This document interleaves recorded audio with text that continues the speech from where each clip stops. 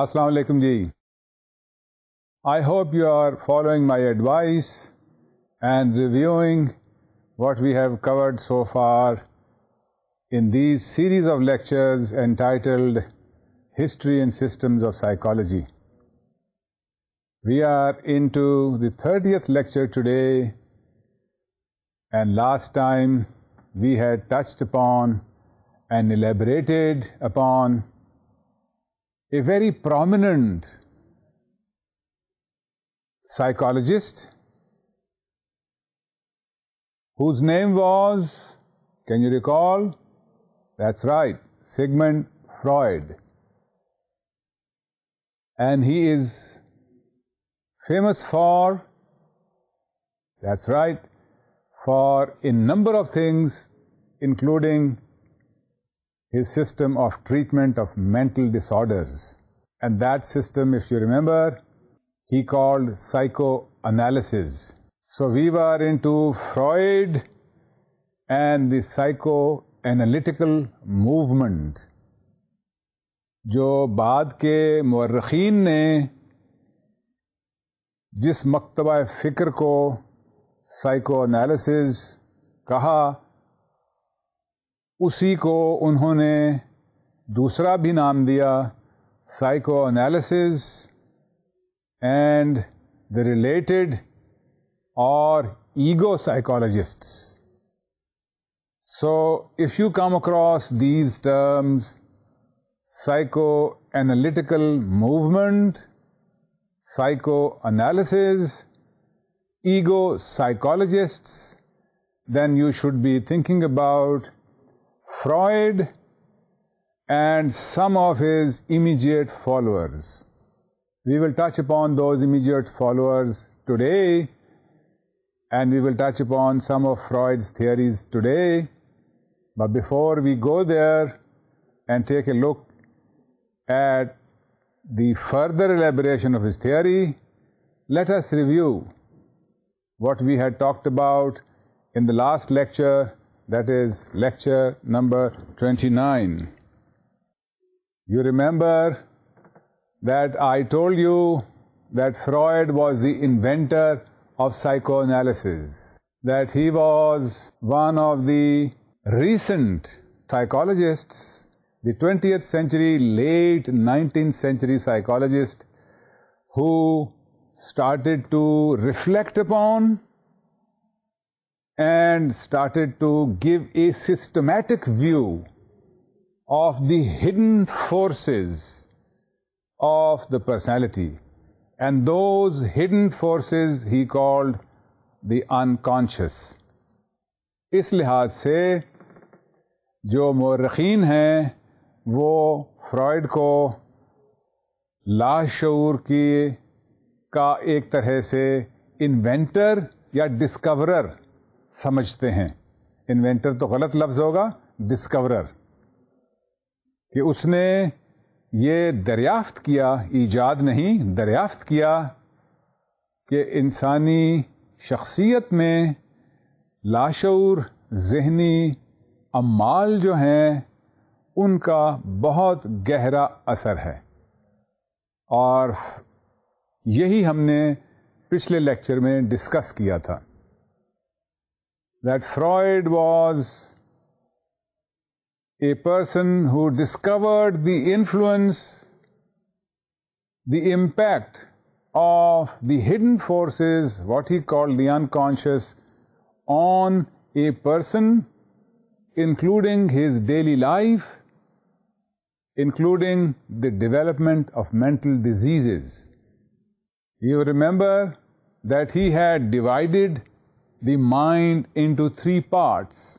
Can you recall the three parts that he had divided the mind into? Let me give you a hint. The first part was called id. Id is a German word, if you remember I told you, which means it. तो ये ऐसे ही है जैसे उसने ये कहा कि हमारे ज़हन का एक हिस्सा ये है, it. Or he is saying it in German, id. So one part of our mind in Freudian psychoanalytical theory is what he calls the id. And id is, can you recall what id is? It is a collection of all our wishes and desires. The second part of the mind in Freudian psychoanalytical point of view is the superego. The superego is the lawgiver which tells a person what is right and what is wrong. The system of values within a person. उसके इक़दार, उसके ज़िंदगी के क़वानीन, असूल जो हैं, वो उन चीज़ों को फ्रॉयड ने नाम दिया सुपर ईगो का. उसने तीसरा हिस्सा बताया हमें हमारे जहन का, और वो था ego. Ego is the rational reasoning capacity, जो भी हमारे शऊर में अक्ल व समझ, दानिश जो है, उसको उसने, फ्रॉयड ने, ईगो का नाम दिया. ये तीनों पार्ट्स जो हैं, id, ego and super ego, are spread over various levels of the mind. Remember, he talked about conscious, subconscious and the unconscious. These three parts of the mind are also described in terms of being conscious or unconscious or subconscious. Id is totally unconscious, superego is predominantly unconscious, and ego is almost totally conscious. तो Freud की theory में दो बातें अभी तक काबिल गौर मैंने आपको बताई, जो हमने पिछले लेक्चर में डिस्कवर की थी, देखी थी. His concept of conscious, subconscious and the unconscious, and his theory of the structure of personality, the structure of mind, which he divided into three parts, that is id, ego and super ego. He then also talked about, which we touched in some detail in the last lecture, psychopathology of everyday life. रोज़मर्रा की बदहवासियाँ हमारी ज़िंदगी में जो हमसे सरजद होती हैं, those he called psychopathology of everyday life, such as slips of the pen, slips of the tongue, slips of memory, नाम भूल जाना, फ़ोन नंबर भूल जाना, कोई चीज़ रख के भूल जाना. All of these things he called psychopathology, expressions of psychopathology of everyday life, which he thought was an expression of the unconscious in our everyday life. And the third thing that we talked about last time was that he developed a theory of interpretation of dreams. He thought that dreams express what is unconscious in a person. And that, if you remember, he said dreams have two contents: the manifest contents, what the dreamer sees, and the latent content, what is hidden from the dreamer but is a part of the dream content. And then he showed us some mechanisms by which that latent content gets expressed in the form of manifest content. जो पोशीदा छुपी हुई चीज़ें हैं, जिसको Freud latent content कह रहा है, उसका इजहार मैनिफेस्ट कंटेंट में ख़ास असूलों के तहत होता है, ख़ास मैकेनिज़म्स के तहत होता है. And those mechanisms Freud called the dream work. And the dream works, if you remember, we talked about displacement. We also talked about another dream work, symbolism.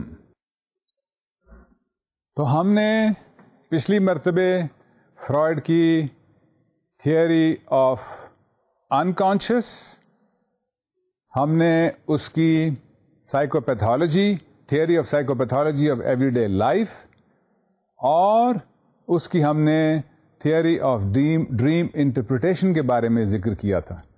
अब इसको थोड़ा सा और आगे लेते हैं और देखते हैं फ्रॉइड ने और हमें क्या क्या बताया है अपनी थियरी साइको एनालिसिस में.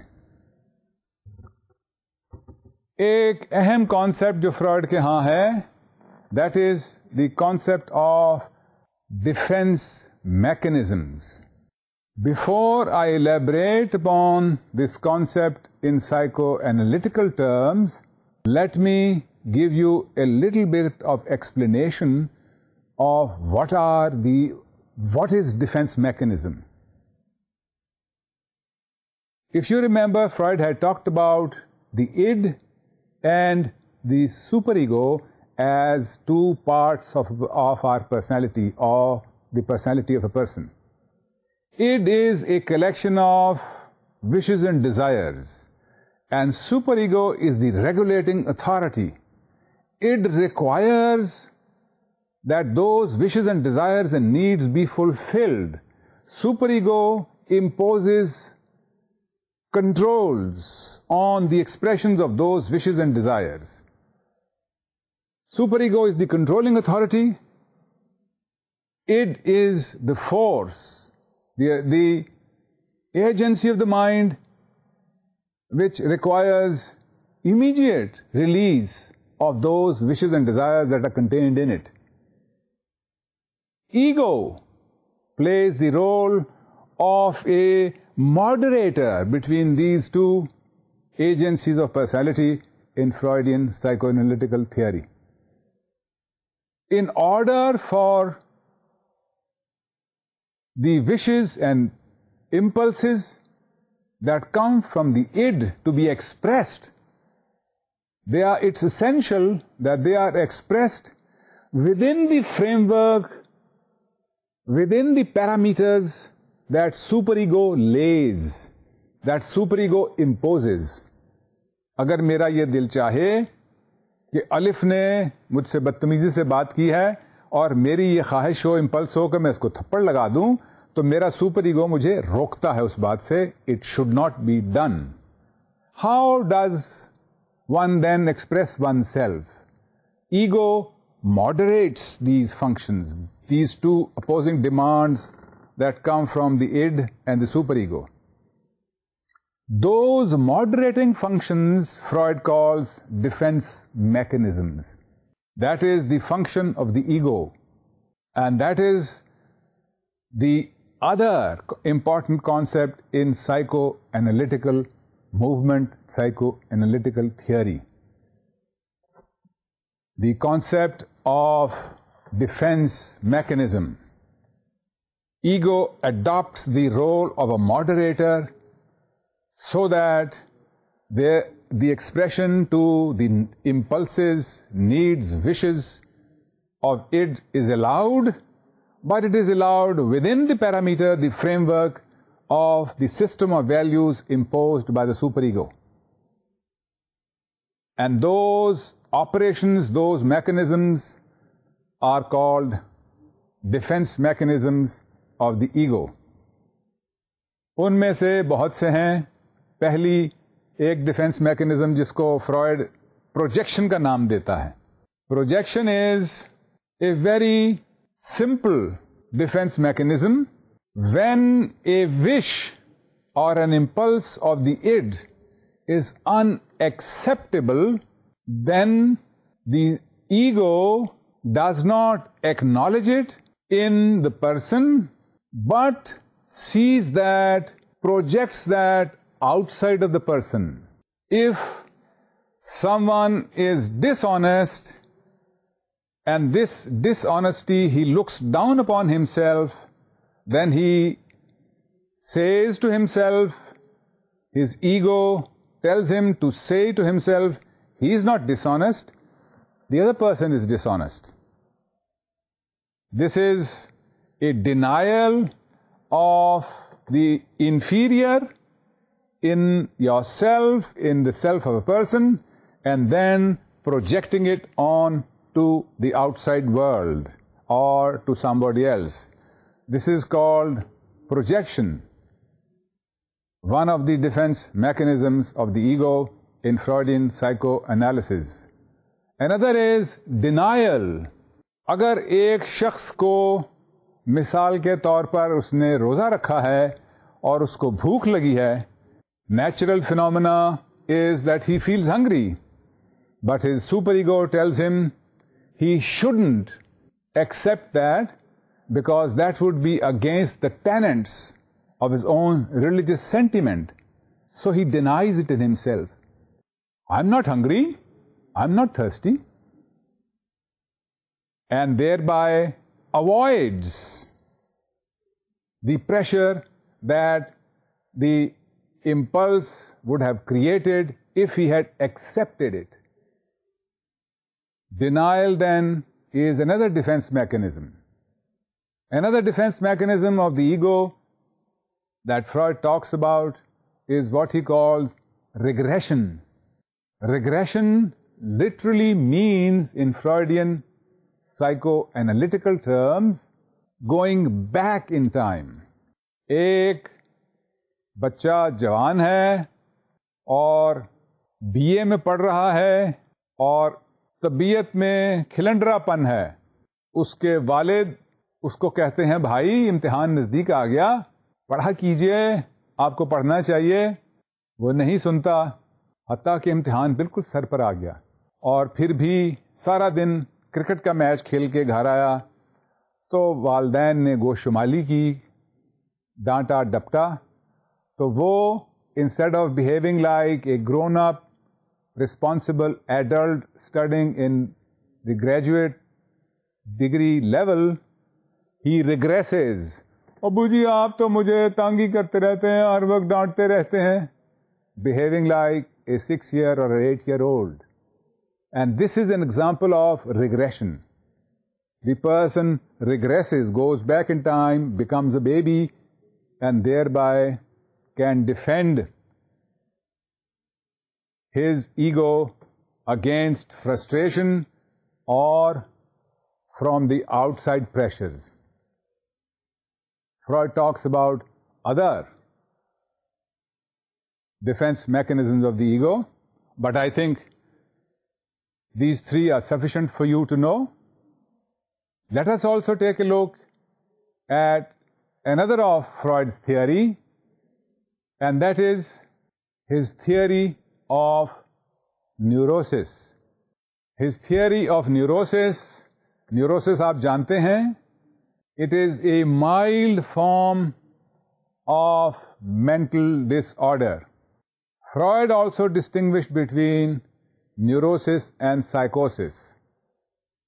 Neurosis is, of these two, a relatively milder form of mental disorder. Hysteria is an example of neurosis. Anxiety is an example of neurosis. Recurring thoughts, obsessions, is an example of neurosis. Recurrent patterns of behavior, compulsions, are an example of neurosis. Depression, mild form of depression, is an example of neurosis.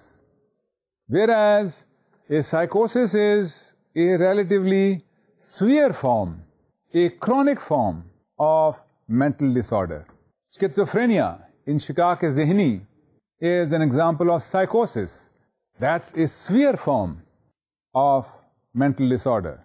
Paranoia, खब्त-ए-अज़मत जिसे हम उर्दू में कहते हैं, that's another form of psychosis.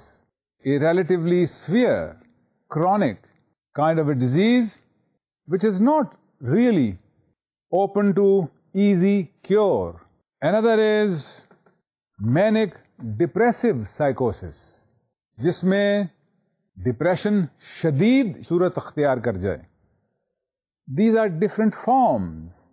The ones that I described earlier are called neurosis, and the one that I described later are called psychosis. Now, when we are talking about Freudian theory of neurosis, then we are talking about Freudian theory of neurosis, which is different from psychosis. So keep that in mind. All right? What is neurosis to Freud? Freud considers two important variables in neurosis. ये दो चीज़ें अगर इकट्ठी हो जाएं तो neurosis दरपेश होता है एक शख्स को, और वो क्या चीज़ें हैं जैसे कि आप अपनी स्क्रीन पे भी देख रहे होंगे, प्री डिस्पोजिशन एंड ट्रॉमा. घबराइए नहीं, मैं ये टर्म्स अच्छी तरह से एक्सप्लेन कर दूंगा. Pre disposition plus trauma equals neurosis. इसका मतलब क्या है? इसका मतलब है कि फ्रॉयड के नुक्ता नज़र में एक फैक्टर न्यूरोसिस का या जहनी बीमारी का जो है वो ये है कि एक शख्स में उसकी न्यूरोसिस डेवलप करने की तरफ रुझान हो, उसमें कुछ ऐसे फैक्टर्स मौजूद हों जिनकी बिना पे न्यूरोसिस बनता है, and that is what he calls pre disposition. And the other factor in neurosis in Freudian theory is trauma. Please do not confuse it with drama. It's spelled T-R-A-U-M-A. Trauma means a severe emotional shock. So, neurosis in Freudian point of view is due to a tendency and a severe emotional crisis. आपको मालूम है हमारे बर्रे सगीर के बहुत बड़े शायर थे मीर तकी मीर. आप जानते हैं कि वो न्यूरोसिस का शिकार रहे, जहनी बीमारी का शिकार रहे. आप ये भी जानते होंगे कि अब यह भी समझा जाता है, कुछ माहिरीन नफ्सियात ये भी कहते हैं कि उनको न्यूरोसिस नहीं बल्कि साइकोसिस का एक हमला हुआ था और वो उस हमले में काफ़ी अरसा बीमार रहे थे. और आपको मालूम है कि उन्होंने अपनी जो सवानें लिखी है मीर तकी मीर ने, उसमें उसका जिक्र भी मौजूद है कि कैसे उनकी तबीयत में लावालिपन था और कैसे उनके का इंतकाल उनके लिए एक सानहा बना, और कैसे मीर तकी मीर डिस्क्राइब करते हैं कि उनके जहन में और उनकी तबीयत में जो एक रेस्टलेसनेस थी वो इस हादसे की वजह से इस जहनी बीमारी का पेश खैमा बनी. We are talking about a great Urdu poet, Mir Taqi Mir, giving the description of the development of his own mental disease in his own autobiography. And we are talking about at least 100 years before Freud. And then Freud gives us his point of view, a European psychoanalyst, a physician, saying that predisposition, तबीयत में जो एक लावालिपन या तबीयत के कुछ अनासिर जो हैं वो जब किसी हादसे से दरकिनार होते हैं, हमकिनार होते हैं, तो उसकी वजह से जहनी बीमारी या न्यूरोसिस बनता है. So you can see the parallel between what Mir Taqi Mir had said and Freudian theory. Freudian theory is based upon, I could give you a number of other examples, but Freudian theory is based upon his observation of dozens, if not hundreds of patients. So he is not too far, and that is how he explains neurosis. To him, neurosis is a predisposition a tendency towards developing a mental disease, and then the occurrence of a trauma, an emotional shock. These two things put together in Freudian point of view, in psychoanalytical point of view, create neurosis. तो Freud की neurosis के बारे में ये बहुत अहम contribution है. थोड़ा सा इससे आगे चलते हैं और अब देखते हैं कि उसने क्या तरीकाकार इख्तियार किया, क्या तरीकाकार ईजाद किया, दरियाफ्त किया, जिसके ज़रिए से वो अपने मरीज़ों को दुरुस्त ठीक करता था, उनका इलाज करता था. His method of treatment is called psychoanalysis.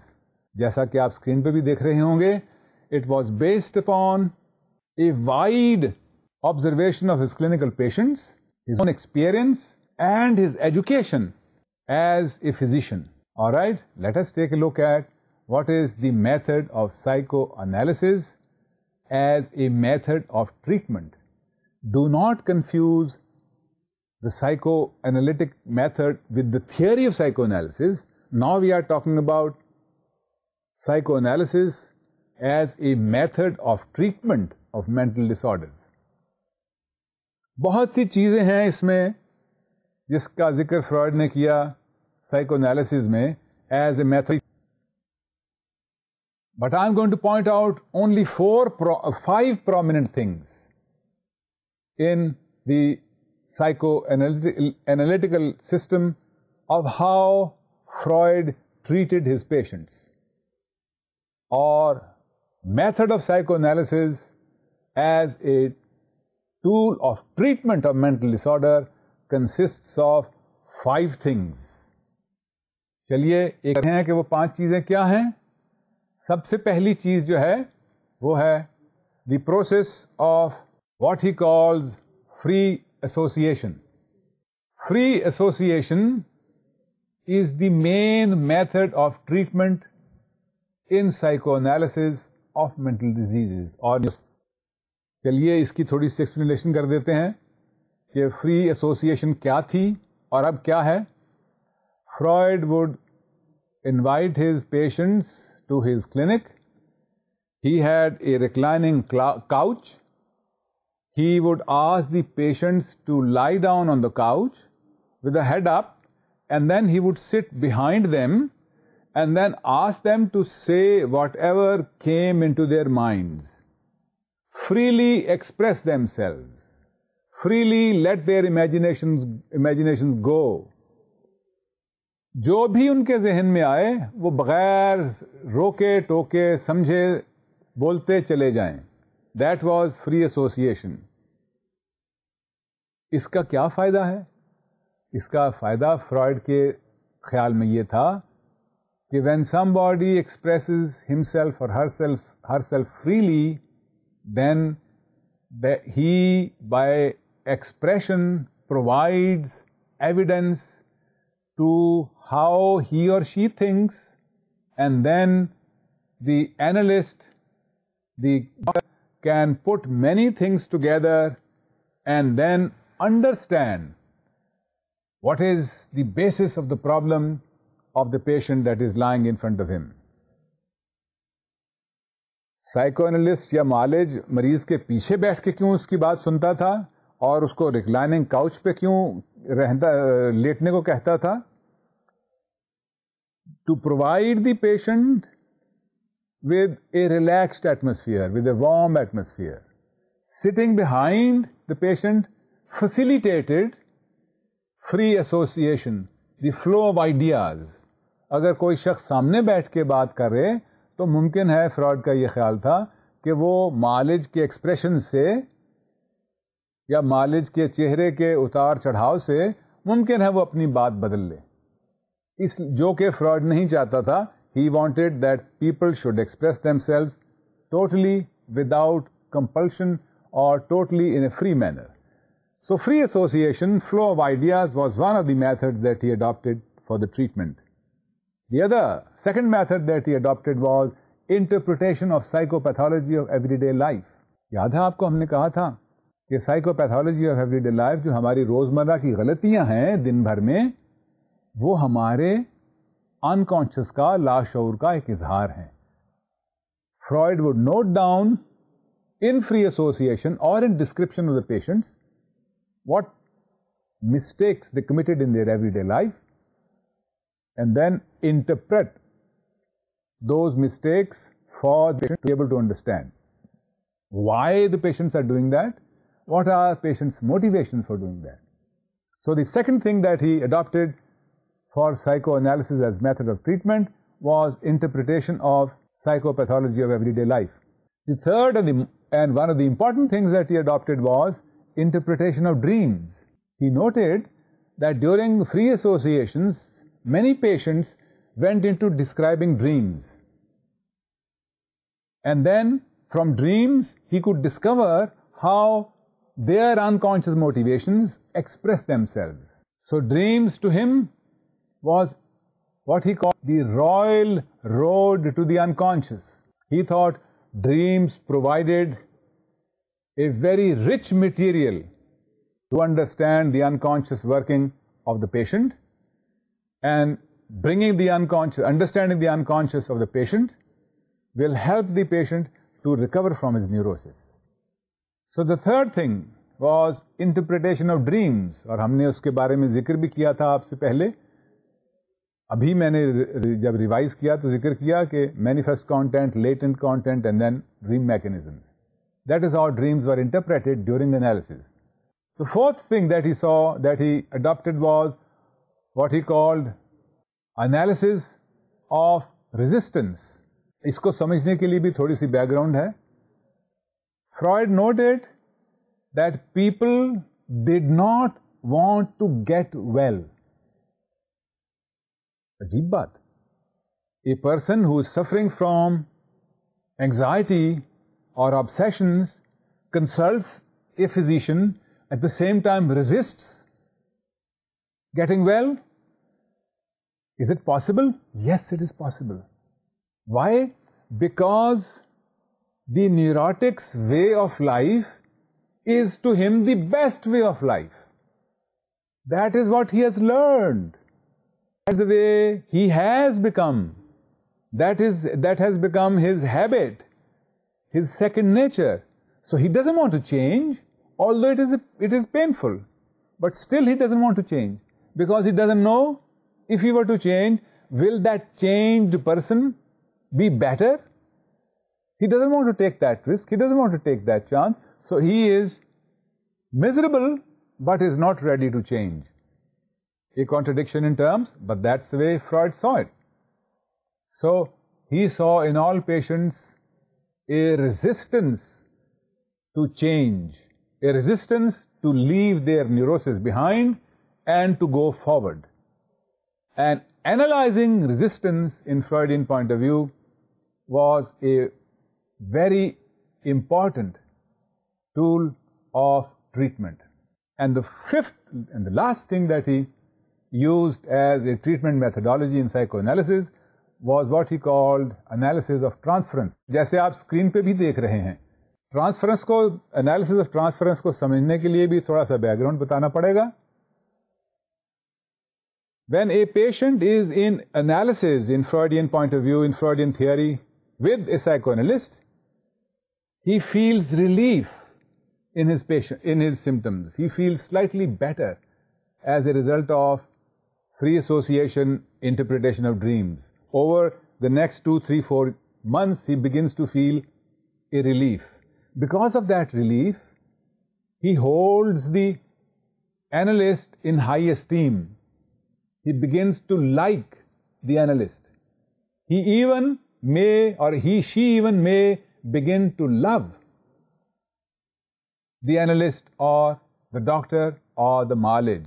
आपको याद है, मैं पिछले दफ़े जब हमने जिक्र किया था तो हमने एना ओ, एक यंग लड़की का जिक्र किया था, who was a hysteric and who was treated by Breuer, Freud's professor, and when she felt better, she would come out of her hypnotic trance and express affection, even love, for the physician.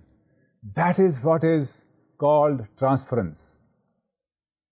A feeling of a positive sentiment, a feeling of likability for the patient, for the physician. Freud says that the cure in psychoanalysis cannot be completed unless the patient analyzes and understands that he has developed a likability for the doctor, and analysis of transference, the relationship between the patient and the doctor, must be resolved. The patient must learn to stand on his own feet. And that is the fifth and the last tool in psychoanalysis. 5 of them: free association, interpretation of dreams, interpretation of psychopathology of everyday life, analysis of resistance, and analysis of transference. And that is what Freud says was the method. That method has been adopted by later psychoanalysts. Psychoanalysis became a rage of the European continent during the late 19th and the early 20th century.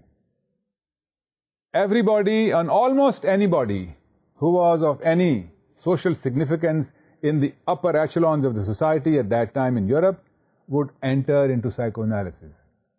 That is how popular psychoanalysis became as a result of Freud's writings. Freud wrote extensively. He wrote on ancient religions, he wrote on social psychology, he wrote on art and literature. In ancient religions, he wrote on, for instance, ancient African religions. He wrote on Judaism. Halanki he was himself a Jew, still he wrote a book on Judaism. He wrote a book and a number of articles on social psychology. What is the difference between a crowd and a group? He reflected upon that.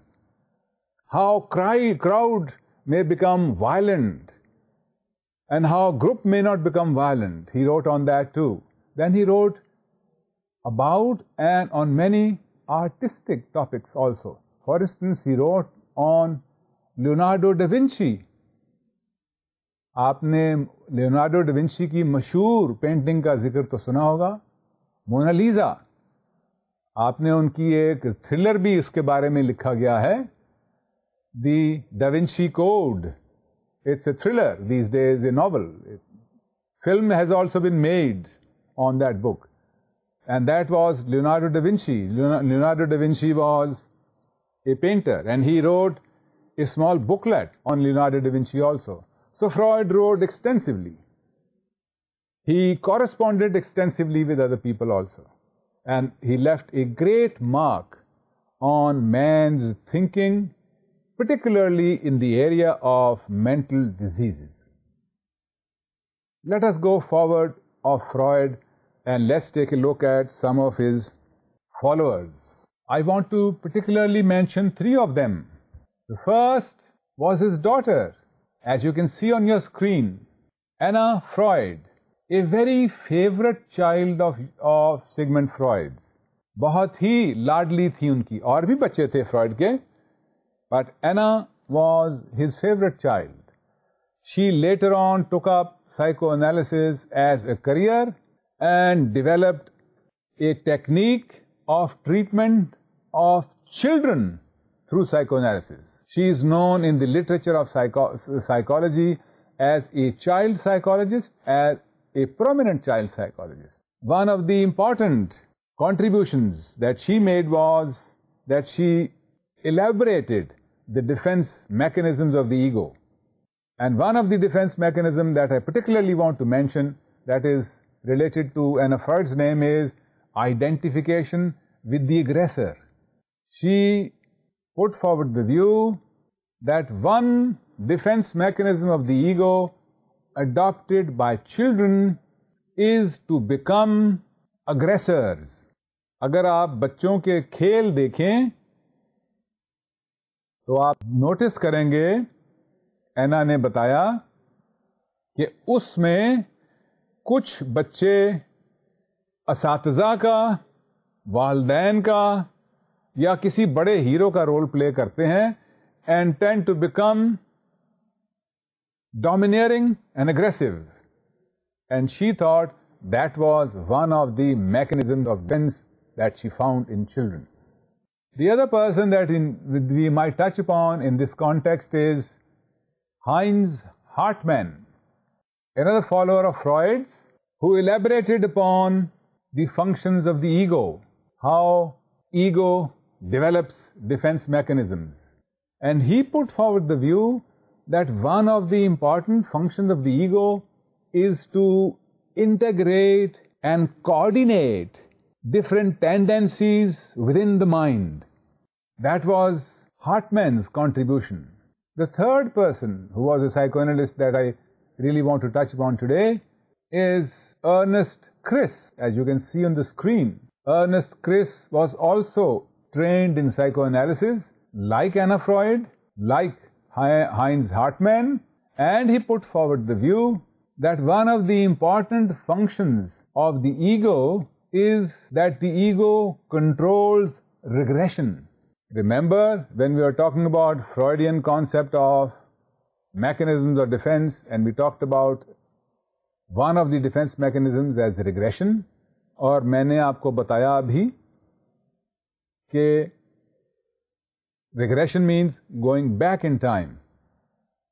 And Ernest Chris elaborated this function of the ego, regression. Where does the ego take the person?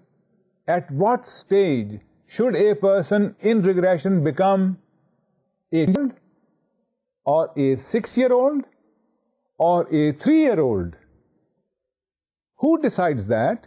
And that is Ernest Chris's contribution. He thought that it is the ego that makes that decision. Because these three, Anna Freud, Heinz Hartmann, and Ernest Chris, put across the functions of the ego, elaborated various manifestations of the ego, therefore, within the psychoanalytical school, they are called ego psychoanalysts. Within the realm, the system of psychoanalysis, because of their elaboration of the functions of the ego, they are called ego psychoanalysts. And they are Anna Freud, Heinz Hartmann, and Ernest Chris. और भी हैं, David रेपरपोर्ट हैं, लेकिन उनका जिक्र फिर कभी आप जब मास्टर्स लेवल तक पहुंचेंगे तो उसका उन लोगों का जिक्र भी आप पढ़ लेंगे. Before we end today, let me recapture what we talked about in relation to Freud today. We talked about Freud's explanation of the mechanisms of defense, or ego's defense mechanisms. We mentioned denial, we mentioned projection. We also talked about Freud's theory of neurosis. He put forward the view that neurosis is a function of, is a result of predisposition, a tendency towards developing neurosis, and a trauma. A trauma is a severe emotional experience, a severe, usually negative emotional experience, such as, khuda na khasta, the death of a near and dear one, financial loss, loss in social visibility. And social visibility loss का एक मैं आपको मिसाल दूं, हमारे पाकिस्तान में एक बहुत मशहूर फिल्मी हीरो थे वहीद मुराद. When he went out of fashion in films. Within a span of, let us say, less than 10 years, he died because he could not bear the trauma of fall from social visibility. So the trauma is not only an emotional experience, is not only the death of somebody or a financial loss, it could also be a falling in social graces. So Freud talks about neurosis as a result of predisposition and a trauma. We also talked about Freud's method of treatment of mental disorders that he called psychoanalysis. And psychoanalysis methodology consists of 5 things: free association, interpretation of dreams, interpretation of psychopathology of everyday life, analysis of resistance, and analysis of transference. I told you that as a result of Freud's contribution in treatment and theory, he became a cult figure, a very important socially visible figure in the late 19th century, early 20th century Europe. He left a huge, very prominent influence on the contemporary literature of his time.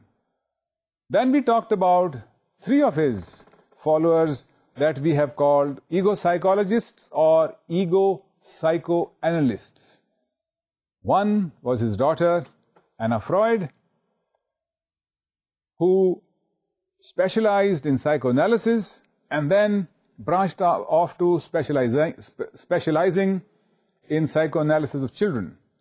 And he discovered identification with the aggressor as one of the important functions of the ego. Then we talked about Hartman, who put forward the view that ego integrates. And then we talked about Chris, who elaborated how regression is controlled by the ego. These 3, apart from others, are called ego psychologists or ego psychoanalysts, followers of Freud within the overall school of psychoanalysis and the related movement. We'll touch upon some other distinguished dissenters in the next lectures. Until that time, look after yourselves. Khuda Hafiz. God be with you.